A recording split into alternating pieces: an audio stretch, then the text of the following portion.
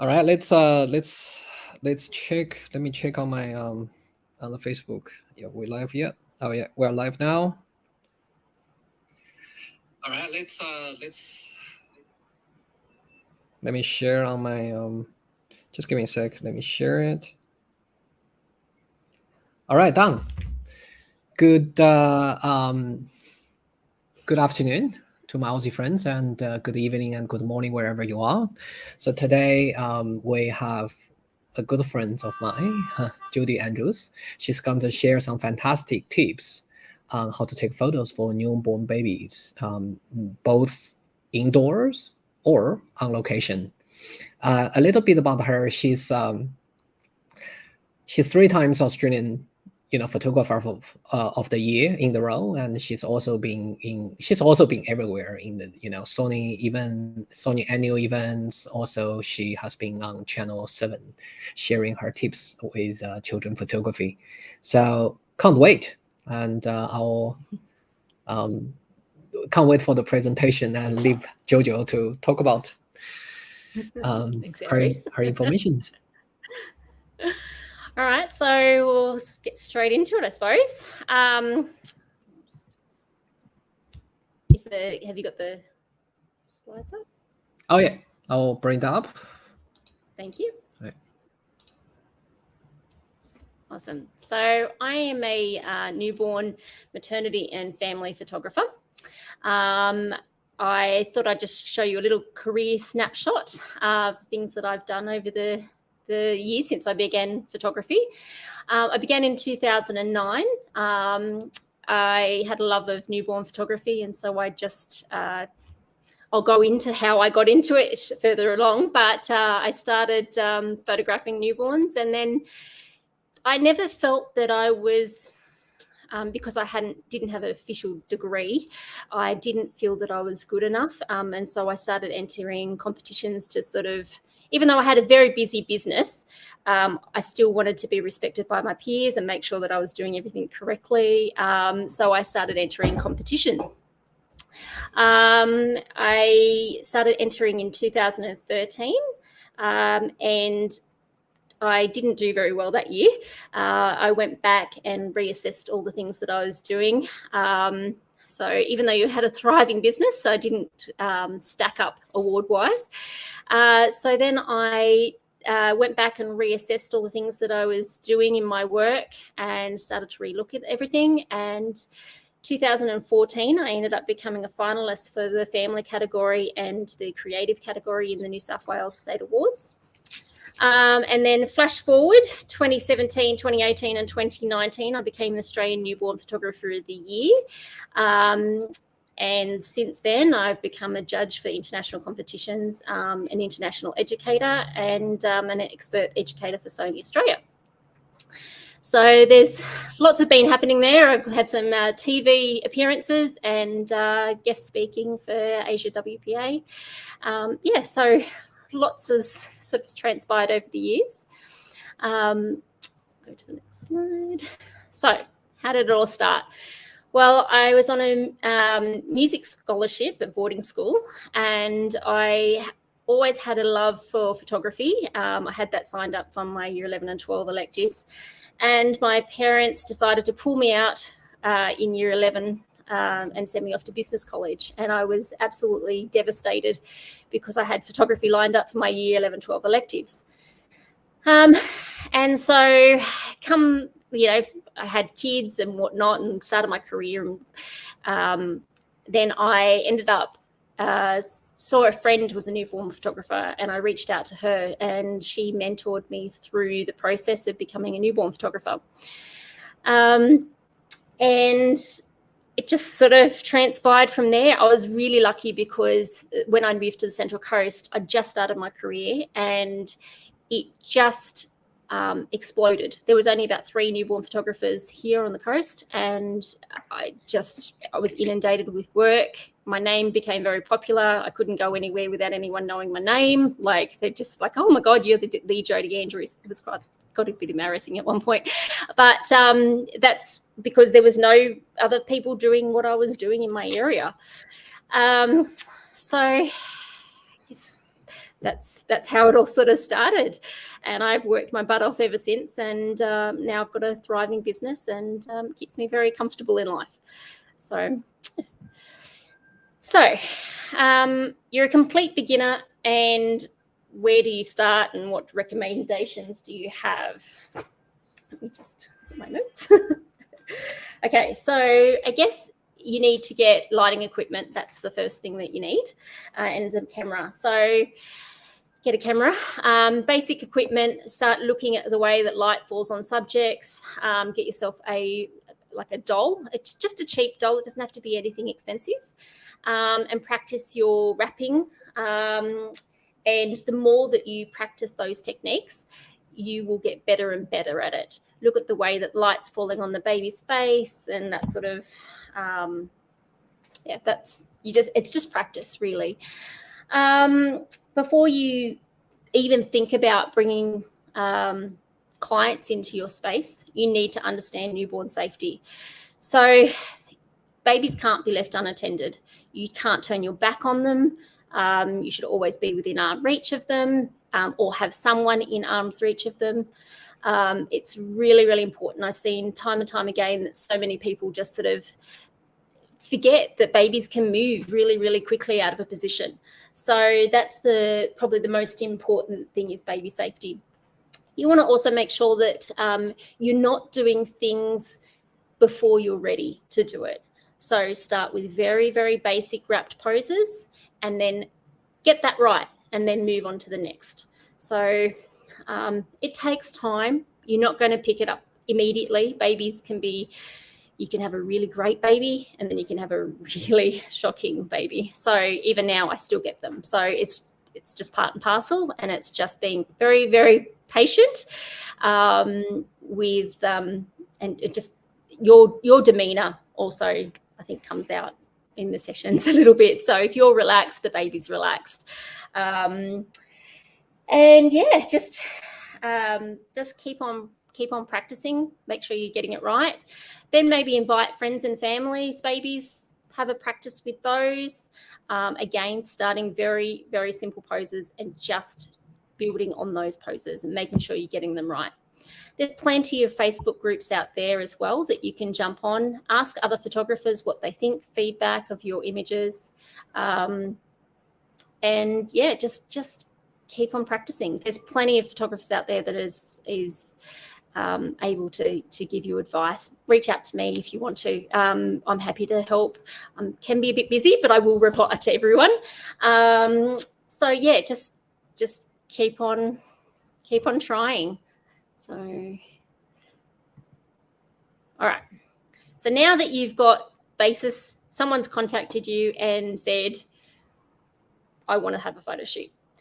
Now, the biggest thing that I learned when my parents pulled me out of school and I went off to business college, I learned that most of our photography side is running a business. It's not actually shooting. So you need to make sure you have the correct systems in place to be able to manage that business. Because like I said before, my business suddenly took off overnight, and I didn't have the tools to manage it in place. It took a while, and now my systems is a well-oiled machine.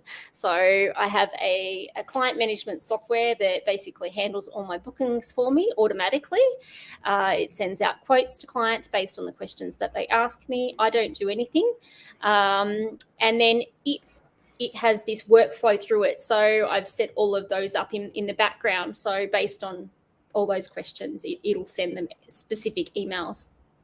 As part of that, it sends them a questionnaire asking them about their session, and so we might ask them the color choices that they like, how many people are coming to the session, the names and ages of every child that's coming to the session. So I'm completely prepared. When they turn up at my front door, I know exactly who's coming and what ages, and I've got everything set up and ready to go. I don't want any surprises. So then they come into the studio and we photograph the session. And then on the same day, we actually go through and they choose their images at the same session straight afterwards. Now, the reason that I do that is because I have had many an image stolen over the years, and I don't want my images stolen. So but not only that, we also are able to do things a lot quicker. So by choosing them, I think I saved like a week or something by having the clients choose on the day. So you don't need any particular software to do it. I just use Lightroom, and we just bring it all up on the screen, and they go through and select. Now, the best part about being able to do that is all my lights look. Sorry, start that again. Because I use good lighting, my photos look good straight out of camera. So I don't edit anything before they see it. I let them choose it exactly as it is, and I only edit what they choose. And that really does come down to good lighting and consistent lighting. It's not changing all the time. So a lot of natural light photographers have to adjust things beforehand. So it's just easier for me to do that. What else? And then after that, so the sneak peek that usually goes up on my Facebook page is 99% of the time one of the images that the clients have chosen. And so again, I'm not wasting time editing something that's not purchased. We also have our own printing equipment, so I print everything in-house, and that also makes it a little bit more efficient as well. So, yeah. All right, next. So the basic equipment that you need to start, just in general. So I use a Sony A7R III, and yes, I am due for an upgrade, but it's doing the job. So, and I also use a 50mm and a 70-200. I just use them for everything. So the choice of light will depend on whatever you're doing on the day. And I usually use a light meter as well to just make sure I'm getting everything correctly.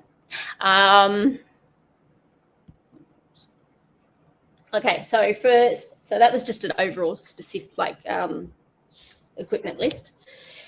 For newborn photography, I have a variety of props, and it can become rather addictive in the things that you have to buy all the time because there's so many pretty things out there for newborn sessions. But the basics that you need is stretchy wraps. Now, these are, see how stretchy it stretches? This one stretches both ways, and it's quite long, probably maybe 2 meters in length. So that's my sort of base wrap that I would start the newborn sessions with. And then I might use a pretty wrap over the top of that. So this is like a fluffy wrap. It's not quite as stretchy, but there is a little bit of stretch in it, so I can get things nice and tight. You probably need a bean bag. I mean, you could use a bed if you wanted to. You could use a dog's bed as well. They're quite popular.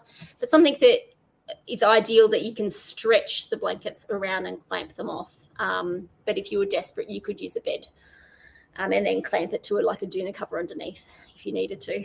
I often use cloth nappies. So just the terry toweling diapers.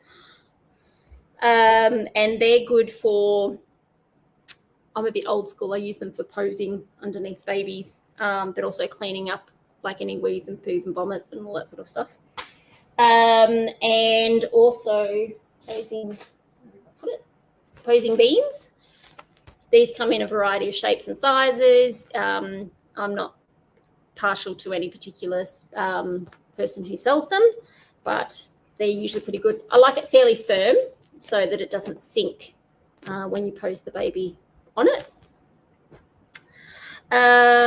You need some backdrops, or if you've got nice floors or something like that, you can use that. Just fabric from your local fabric store will be fine, or there's plenty of suppliers that you can get printed backdrops from. We have a big printer, so I just design my own backdrops and print them off on poly paper. For newborn sessions, I generally use a 50mm or a 35mm lens, but I chop and change a bit, so I can't commit to one, but I generally use the 50. Am I doing okay, Aries? You're doing great. Hopefully I'm not just giving you too much information there. Okay, so maternity sessions and family sessions. I generally will take along a blanket for them to sit on. That is so, like, if you've got a child that doesn't like sitting on the ground or the grass, it might be some kids can be a bit funny about that sort of stuff. They're a bit sensitive, or there's some insects in the ground that you haven't seen. Laying a little blanket on the ground for them to sit on is usually good. That blanket can also be used to wrap around the clients for posing, or it can be used just to keep them warm if the weather changes whilst you're there. I typically use a 70 to 200 lens when I'm photographing outdoors. It's my favourite. But if I'm in studio, I'll use a 50mm. And I generally take along probably 3 maternity gown choices as well. So, all right. So there's quite a few Godox lights out there, and you're not sure which one to choose. So I'm just going to run through a couple of them so we can sort of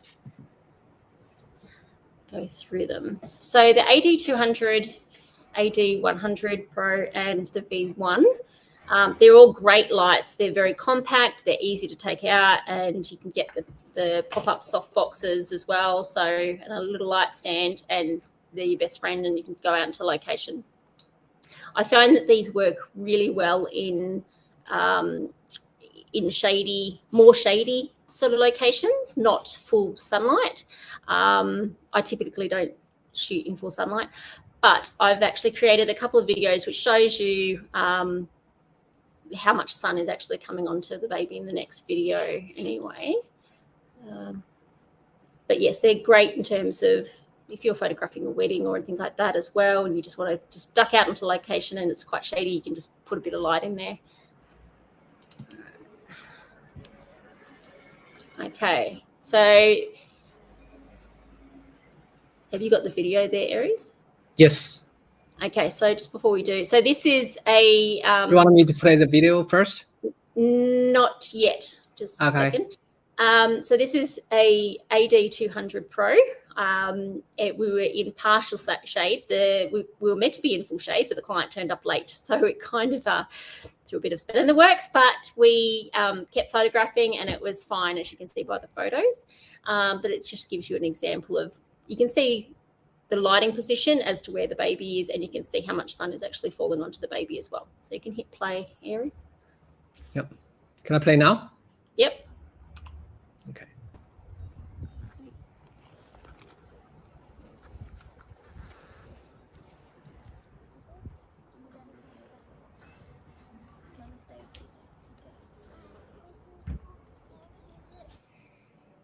So it's only very short, but it gives you an idea of where the light position was and how much was there. Okay, we'll go back to the slide. Okay, so the next one is the AD200 Pro. Using a tree, so it's 11 o'clock in the morning, and just using the canopy shade for this. Now this also, actually no, just hit play, Aries. So while you're speaking, there's a question from Thea. Yep. I think it's a perfect question when we discuss about AD200, right? Because it comes with both heads. Yeah, the Fresnel and yeah. So I didn't have a scrim on that either in those videos. Actually, in all the 3 that's there. It depends on the situation, I suppose. I don't mind shooting bare bulb. I will do whatever I need to do to get the shot. So if it's not working for me, then I'll just change over to bare bulb.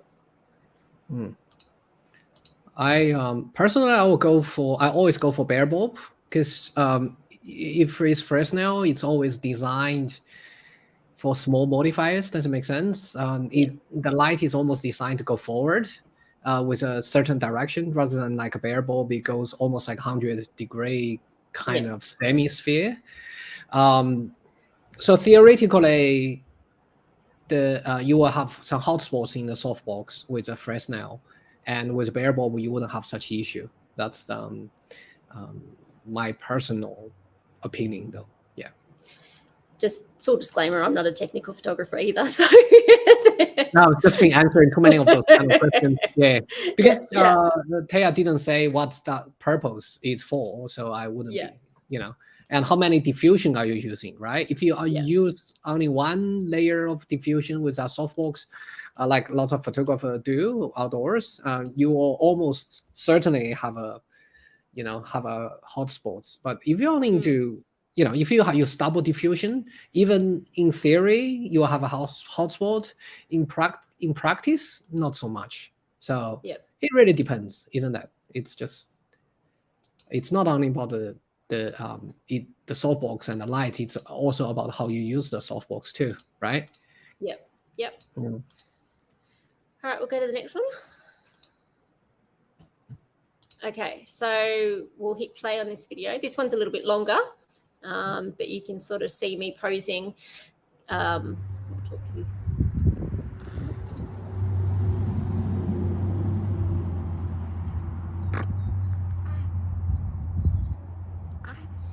it's quite a warm day as well.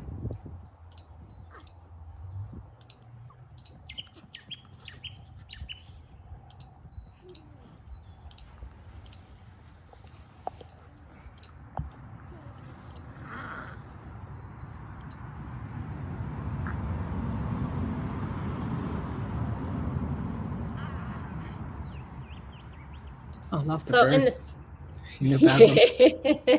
this is my new property as well, so starting to get used to it. I didn't have the space to shoot outside before, this is nice. So in the front of that bucket, I've actually got multiple of the cloth nappies, these things, just all rolled up like snakes and then just built up in the front. I probably needed one more in there, but I still made it work. That didn't finish. Oh, sorry, that didn't finish? No. Oh, sorry. That's all right. Oh, yeah.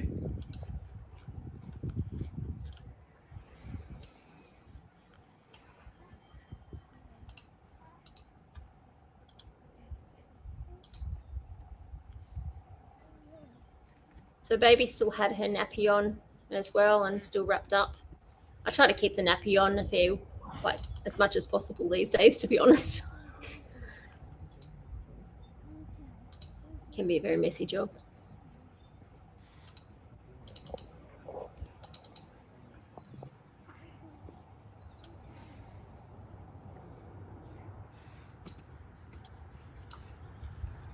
So I'm just pulling the stuffing out to make sure I'm getting it underneath her elbows.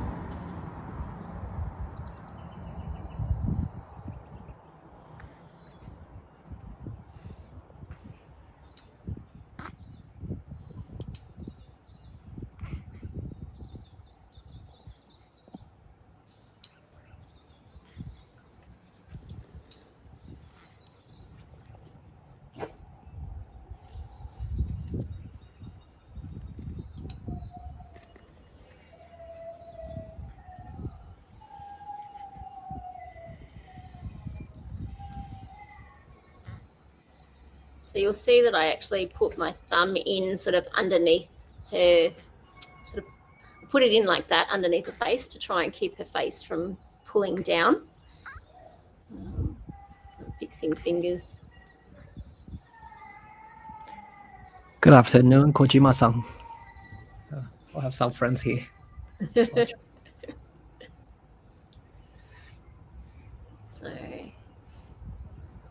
And I've constantly got my hand on her. See, as I look away, I've still got my hand on her to make sure that she's secure. She's not going to jump. I'm within arm's reach of her at all times. And the mum was just off to the side as well. I'm humming at her to try and calm her down because she was a little bit fussy. And I'm just fixing little fingers.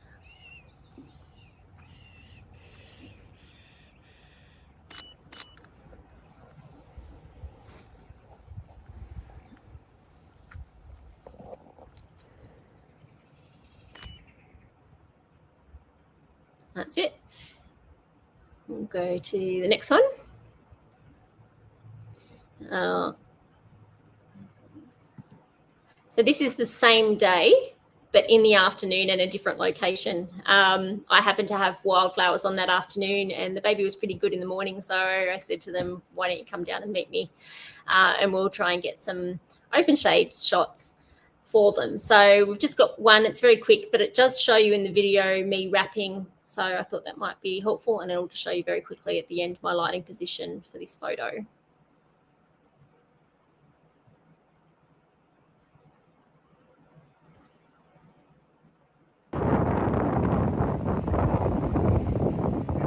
So I was doing this very, very quickly because it turned really cold.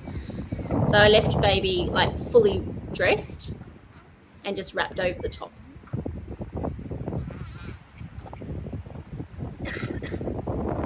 That's mum coughing, by the way.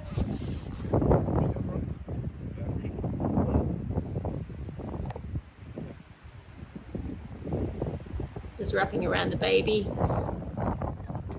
pulling it sort of down at the back to try and secure the bubs in.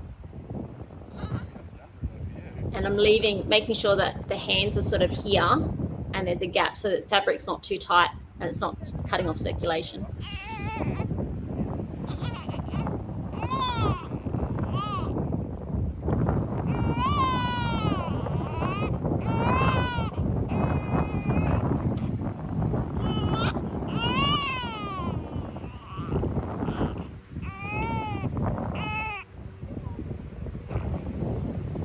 Working with babies outdoors is not easy. I definitely prefer it inside the studio. So it's definitely adding wind and the elements definitely adds a extra challenge to it. But I do enjoy the end result. So just wrapping a prettier layer over the top. So the first one was like that real stretchy fabric. And then this is just a scarf that I've got. It's in those yellow sort of tones.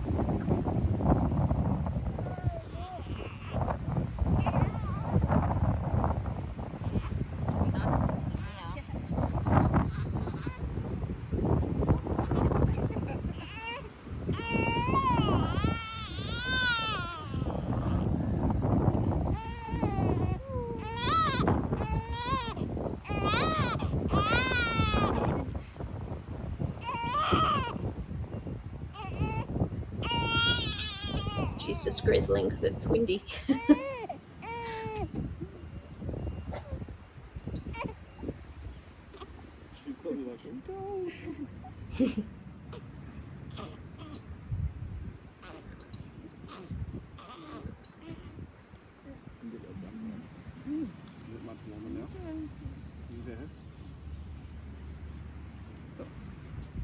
Alright, I'm going to pass it to Mum. Yep.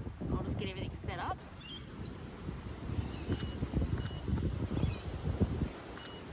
There's Dad standing on the other side of that bucket. I don't know if you can see it in the shot. We didn't get a lot of footage, but just above my arm, can you see my cursor moving, Aries? No, I can't. Oh, okay.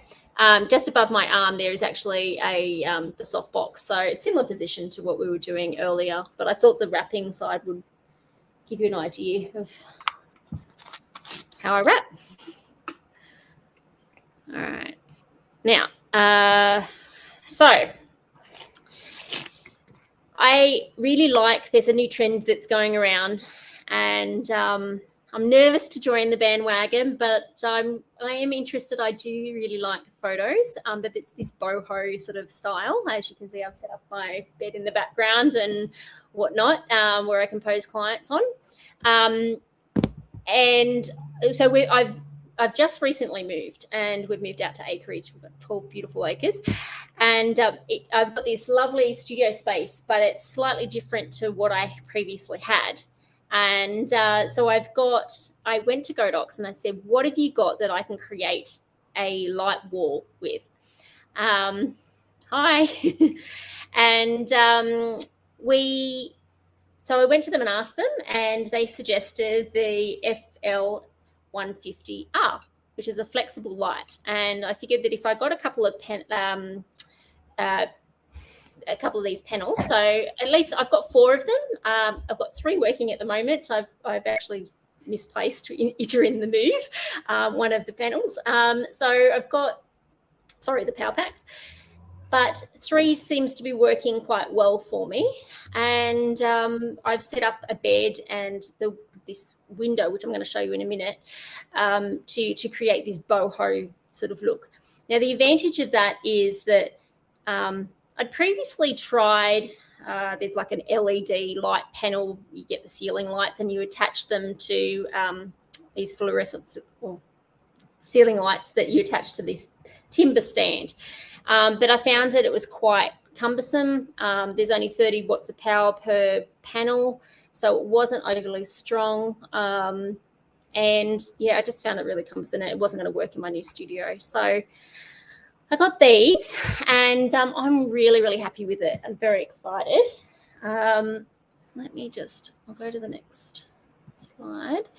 So this is how I've set it up in my studio. So because they're so lightweight, I've just literally got Velcro behind the panels, just a little bit of strong Velcro.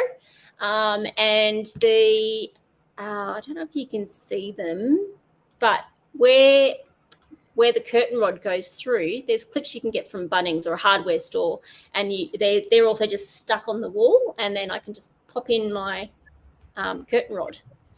So nothing's actually screwed in. It's very DIY, easy to use.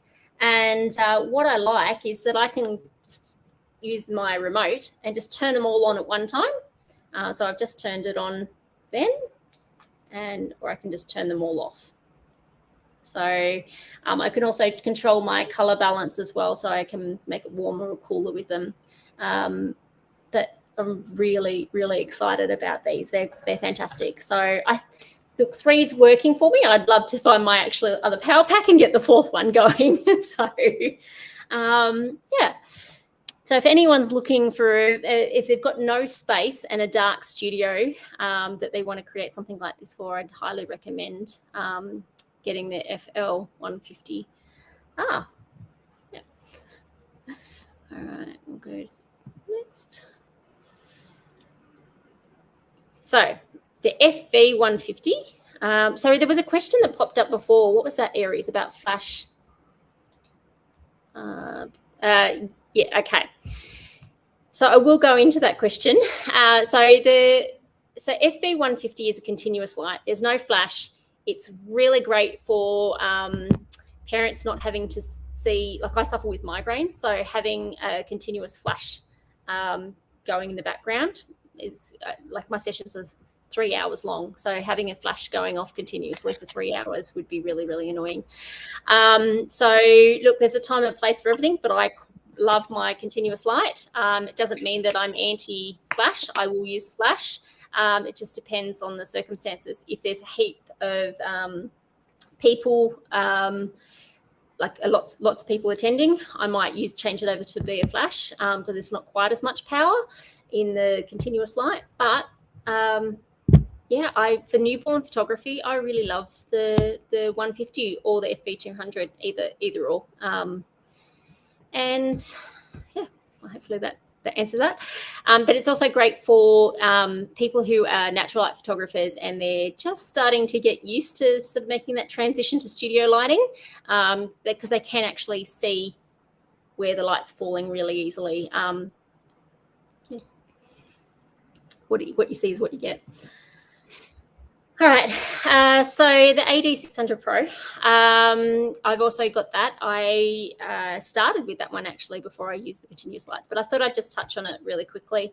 It's all battery operated. It's very portable. It's light. You can take it outside, and it's great for fast moving toddlers. So Christmas sessions where I'm in a hurry and I've got lots of kids running around and I don't know how many people are coming in. Let's say I might have one family might be 2 people and the next family might be 6. So I'm just going to use my AD600 Pro for that. And yeah, so if I've got a child that is not cooperating, I might use the trigger on the camera just to get them to engage with me. So let's make it like a game. So I get them to push the trigger on the camera, it flashes, and I'm like, okay, my turn, and then I have a go. And that's when I get that shot. And then I'll go back and let them have another turn. So it's a reward system, so and sharing. So it can kind of be a little bit fun. All right. So next we've got a couple of little videos of just my lighting placement in terms of positions. So most of my beanbag shots, it's set up the same way.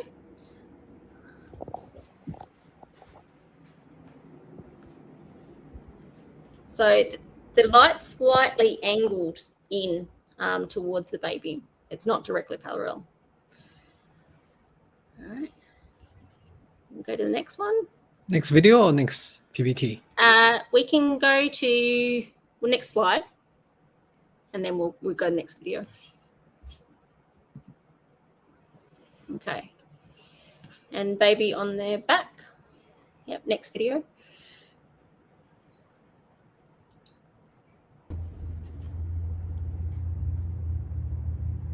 So with the posing doll, it doesn't turn its head quite the same way, but that's basically the angle that I would have. Might tilt it more, coming down the baby a little bit more, if depending on where the head is. So you've just got to start watching your lighting and adjust accordingly. The most important thing is that you're not shooting the light up the baby's nose, which is like getting a torch and shining it underneath your nose. It's not very flattering. And often, even with the boho setup, they face the baby towards the light in the arm, sort of this way, towards the light, and you can see up the baby's nose, whereas try and change the baby's position so it's more upright and still have it on that side, or turn the head the other direction and just open it up a little more towards the light. Does that make sense, Aries? That sounds like makes sense to me. Yes, okay. Hopefully everyone else. Absolutely. I'm speed talking. All right. So next one. All right. So question. I guess it's yeah. Power from cannula. Yes. For newborn photography, I'm only really sure it's like shooting 1 to 2 subjects, maybe 3. It's not a problem. And I don't use high ISOs or anything like that. It's all really rather low. So the only issue would be if you're in a very bright room. If you have a lot of light that comes into your studio, you might have a bit of an issue there, but I'd probably use the AD600 Pro for that. But if it's a fairly sort of darkish room, it's not an issue. Blinds and curtains. I guess normal home you can easily overpower the that's right. The indoor lights by just using the LED. Yeah, unless natural light comes in, you can always close your curtain. That's right. Yep. Yeah. Okay, we'll play the next one.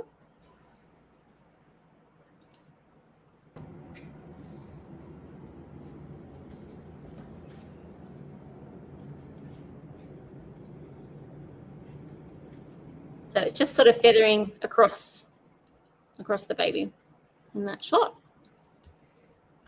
And so, yeah, and I use that same position if I was doing any sitting sessions or cake smash sessions. It's typically that angle that I would use.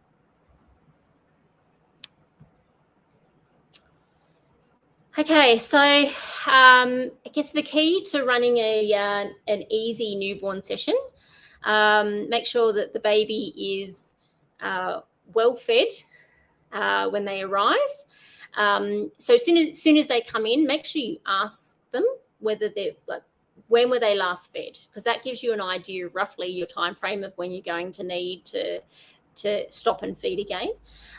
If you're getting pretty close to a feeding time, I'd suggest that they feed the baby first.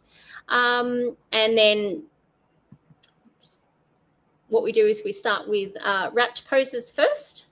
And how I also lay my studio out is I set all my props out. So I'm all ready to go as soon as they arrive in. And I just move from one to the next, to the next, to the next. I'm not stopping and setting things up. I've got enough space to be able to do that. Otherwise, you can have all your props all set up in the corner and just pull them out individually. But make sure you've got everything that matches your headband, matches all your props that you've got. Have it all there ready to go, so you're not wasting time looking for things. I think also if you start pulling things out of the cupboard, the client's like, oh, I really like that blanket. Can I use that blanket? And then you've got to find a whole new setup and new headband to match. And like it takes time to set all these things up. So I spend about an hour or so before the client arrives getting everything ready to go. So when they arrive, it's ready. I start with wrapped poses, and I might do 3 prop shots that are wrapped, and I gradually am taking off layers of the wrapping. So I wrap the first stretchy wrap, then I might wrap the second stretchy wrap, and then I'll eventually unwrap as I go. So the baby's nice and sleepy by the time I get to the beanbag poses. Before I hit the beanbag pose, depending on how that baby's going, I might do the toddler session, depending on that toddler. If it's engaged and interested, it's only going to be interested for a little bit of time. So I will try and get that shot then. If the child isn't quite keen yet and still warming up, I might move on to beanbag poses and then come back to the child shot. You just got to keep in mind that often the kids are 2 years old and they're going to want to have a nap during the day and they're going to get whingy. So you're probably better off, if the moment that they're engaged and they're cooperative, try and get that shot. And then, do beanbag poses, and then I will come back and do the family poses at the end. And the baby can be unwrapped or wrapped for those. I'm not worried. If the baby doesn't matter, the parents loved it anyway. That's exactly right. So it's just about getting that shot. All right. The slide's got a bit funny, but so newborn sessions generally go for 3 hours. Some might be 2 hours, some might, generally it's 3. It's not usually longer than 3. And then we select the images afterwards, probably about 15 minutes of selecting images. Sitter sessions generally go for 20 minutes. Babies at that age for sitter session and cake smash sessions, you've got very limited time before they lose interest. So we get it done as quickly as possible. And I probably overshoot a little bit because I think the parents sometimes think, oh, that's gone so quickly compared to my newborn session. But it's just what it is. And I just try and get as many variety as I can before they lose interest. And then we go through and we choose all the photos. Maternity sessions are 30 to 45 minutes. I like the parents to feel very comfortable when they come into the session. Often with maternity, you're asking them to strip down to almost nothing. And sometimes it's a little bit nice to just give them that time to feel comfortable with you. A lot of the times they haven't been photographed before, and so they just need that warm-up time. So 30 to 45 minutes is generally, I find, gives a little bit of time to sort of get them used to it, and then we just keep taking items off and changing outfits and whatnot. So, and it helps me gauge how comfortable they are by their reactions as well. Often I will also ask on that note, parents for maternity sessions, if they've seen examples of things that they like, other photographers' images and my images, it doesn't matter, to send me through what they might like, because it gauges, it shows me what type of photography they're interested in. And what else? Family sunset sessions. I usually start 1 hour prior to sunset. It's probably only 45 minutes, but it gives me a little bit of time just in case they're late with the traffic. Oh, that's better. I can actually read my writing. If they're late with30 you know, I can't stop the sun from setting, so I try and say an hour, and 30 to 45 minutes, and we're all finished. Very efficient. I feel like I've just talked like so much. So I'm sorry if I have just given too much information all in one hit very, very quickly. Yeah. All right. So I think we have already pretty much answered all the questions during the session, because most of the questions are very tightly relevant with the slides. So guys, if you just follow Jodie on her Instagram, that'll be Jodie Andrews Photography, right? Yep. Just follow her on her Instagram. If you have any question, or DM her, like, you know, she will get back to you. She's quite busy, obviously, during the day as a full-time newborn photographer, but she will get back to you whenever she's back to her computer.